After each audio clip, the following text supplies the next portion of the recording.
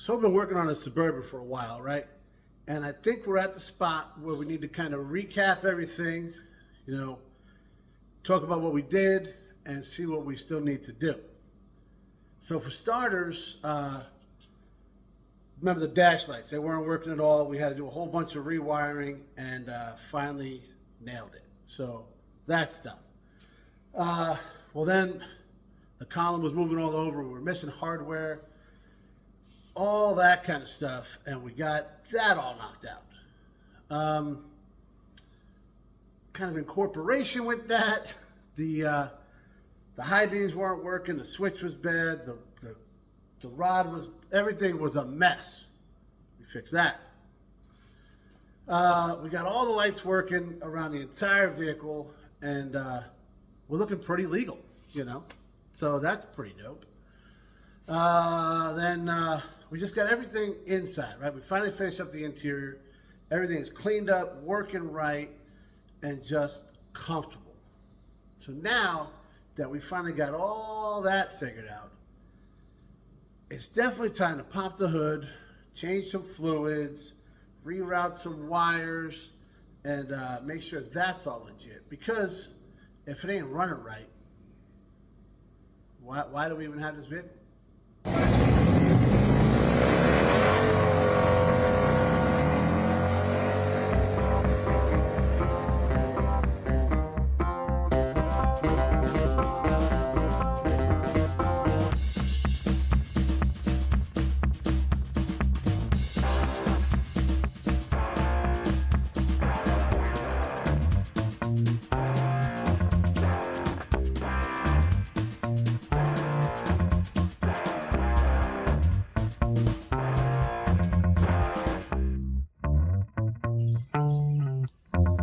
Well, guys, like I said 100 times before, but I'll tell you again, it's my 1989 Suburban. Took it on a trade a couple months ago, and we were kind of getting after it, just doing like a budget resto, right? Just kind of cleaning everything up, getting everything working right, trying to get back on the road. We're getting close. We got the interior all done, right?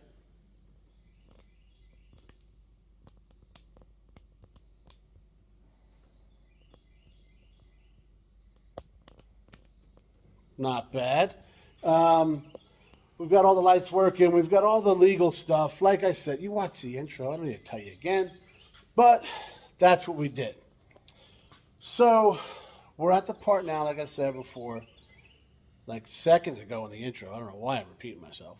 But we got to get under the hood. So it's not bad. The thing starts, runs, and drives. But it needs a little love, right? So the guy before me swapped out. He's got new intake, new carb, new HEI, fuel pressure regulator, all that, because he made the swap from the TBI to being carbureted, because the TBI computers weren't working out. So probably to take this off at some point in the game, huh? Anyways, he did a really nice job. It's a super clean install. And like I said, it's tuned in just nice. So he nailed that. We don't have too much to worry about there. There's a couple leaks that I found, though, and that happens, right? So we found a couple leaks. I know the spark plugs need to be torqued in because that kind of sketched me out a little bit. A little dirty. This needs a little polishing, right? And, well, when he did the whole conversion, he did a great job, and he did it, I mean, by the book, though. It is nice. We'll show you here in a second. But he left all the wires, which is great, because some people are going to, they might want the TBI, so if somebody down the road gets this thing, they want to put it back, all the parts are right over there in the box. Not bad. So we're not going to cut the wires out, but we're going to clean it up. Get them out of the way. It's kind of just thrown, and just give it a once over. Definitely, we haven't changed the oil, so we'll knock that out. Check all the fluids, top everything off. Things like the wipers, the little squirter thing don't work. Get the battery tied down. All the the little things that you just kind of overlook, and then you make a left going down the road, and the battery falls into the fan, and it's a bad day for everybody. So we're going to avoid that and spend a little bit of time right here. Obviously, we got leftover tools there, and the entire shop is an effing mess. So I can't handle it no more. So before we get into anything, we're going to do that. I'll bring you guys back to a clean shop and hopefully a motivated dude trying to get some work done. Guys, you're about to see a bit of a trend because that clip you just watched, I recorded over a month ago. July 4th to be exact, and today is August 7th. So, but I figure, you know what? If Roadkill can do it, why can't we, right? I mean, nobody bitches about them, and they got a lot more people watching them. Actually, that might be why they get away. Either way, no big deal. If you've been following along, we had a bad run. We've done a couple tech tips and stuff, kind of explaining what was going on. And, well, we're here to try and finish up some things, all right? So, if you look at the workbench, we got some stuff cleaned up around here, guys. Things are looking a lot better. We stopped using this for a workbench for the time being. Look over here, nice, right? We didn't clean everything because we still got stuff over there, but there's a good reason. We didn't get in the back room. I got some work to do on the Tundra, and I'm actually gonna do some vacuuming, some shampooing and whatnot. So I don't feel like putting it away, just pull it back out. And I tell you all that to tell you this: we're gonna finally get under the hood of this thing. We dabbled a little bit before. We did. I forget what we did. Let's open it up and see. Maybe we'll figure it out.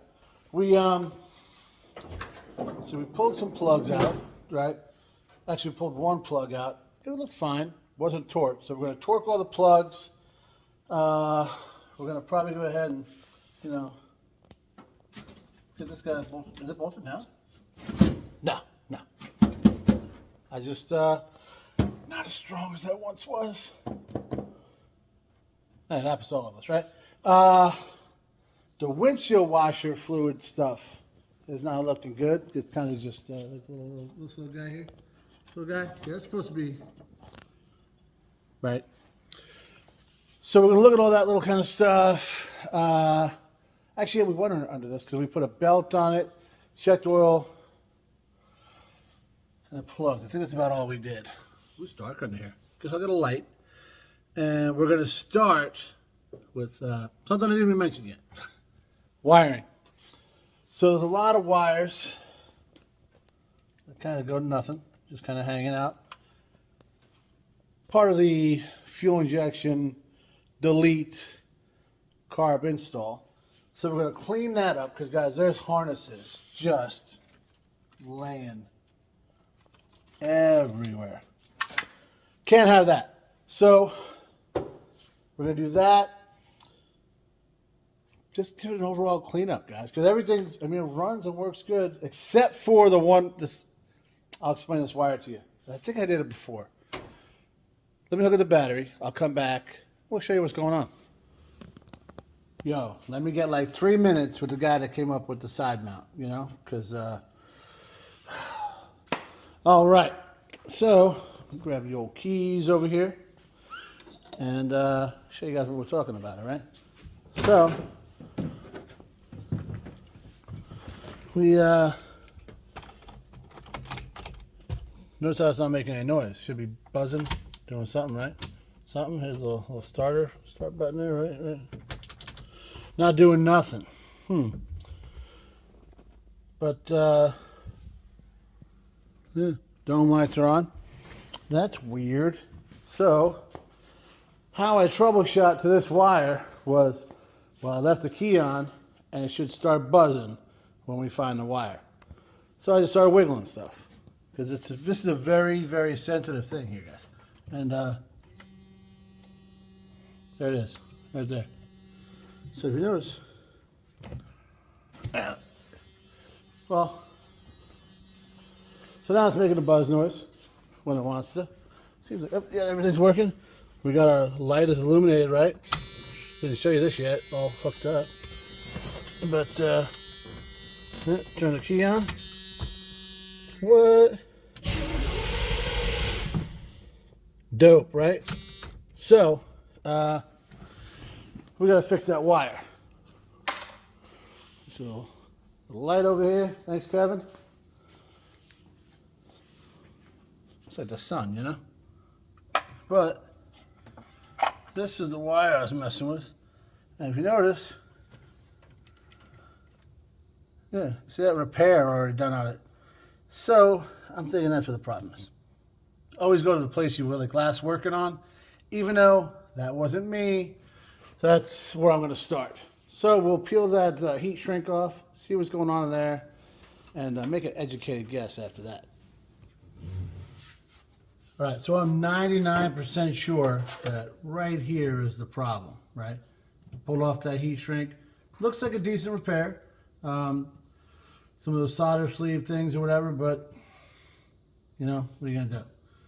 So what you do, to make sure this is the problem, get your handy dandy meter, you can get your local auto parts store or whatever. It's like 20 bucks, 30 bucks. Put this guy, this little fella right here. What's that? No, you don't want to go to that. You want to go to the one that looks like that. We died? No, we're back, guys. We're back. Because I'm listening. I'm more of a hear. You know what I'm saying? Just like how we were listening for the buzz, now we're listening for a beat. So, we're going to stick a little guy through here, make a little connection. Okay. Get in there. All right. And then we got the other one here. Well, do this noise right here. This is not working out well at all.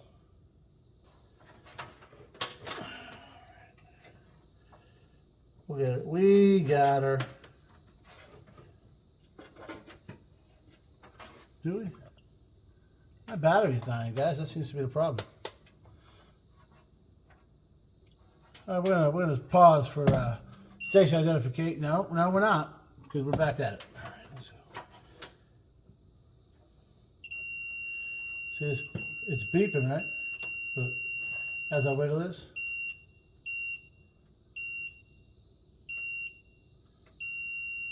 See the problem? All right. So now we'll go on the other side of this connection.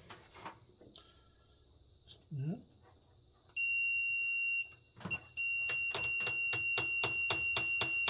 We're good to go, right? Except when I pull this thing off of there. But see?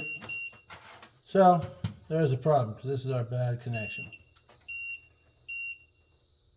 So we'll take that connection out of the picture. We should be all right. All right, guys, got everything hooked back up. You can see the repair made right there. And that's about all we did, because I'm going to tell you what. I got to go through all these wires over here, all these over here, and little dabble up in this region here.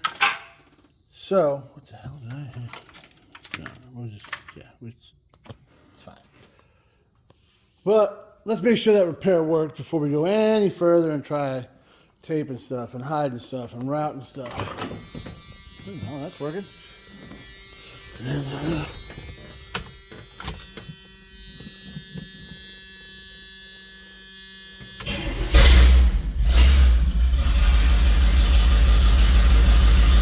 Sounds like it worked, guys. What do you think?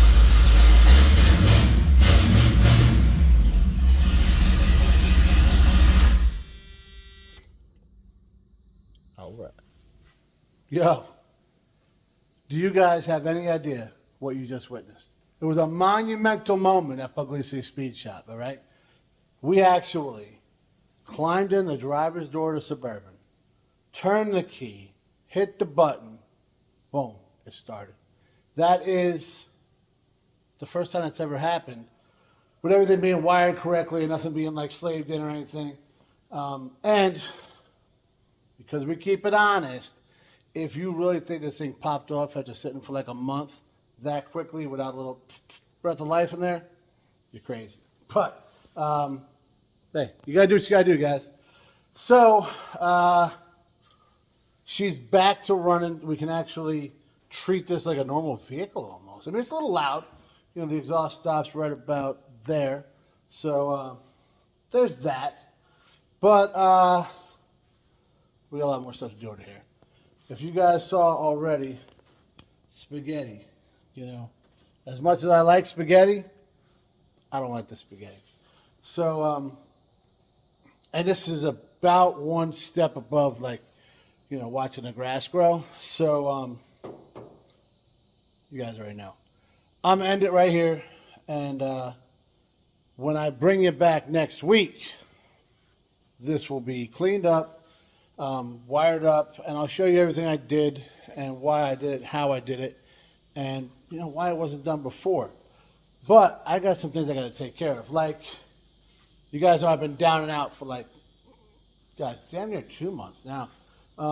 But we're doing good, and we got to cover off this guy. We also got the seat off because I don't even own a trickle charger. Don't even have one. Battery tender, whatever you want to call it. So I got this guy on the trickle. I do own a trickle charger. I lied to you. I don't own a battery tender because I'm usually riding these things, and I don't need it. And yeah, these things happen, guys. So we got a trip to Ohio this weekend on that guy. So that's where I'm going to turn my attention, and we will save this guy for a little bit later. Because, guys, whether it's old, whether it's new, it doesn't matter. If you want to have the coolest thing in the parking lot, you better be ready to put in some work. And that's what I got to go do. See you guys later. Thanks for watching.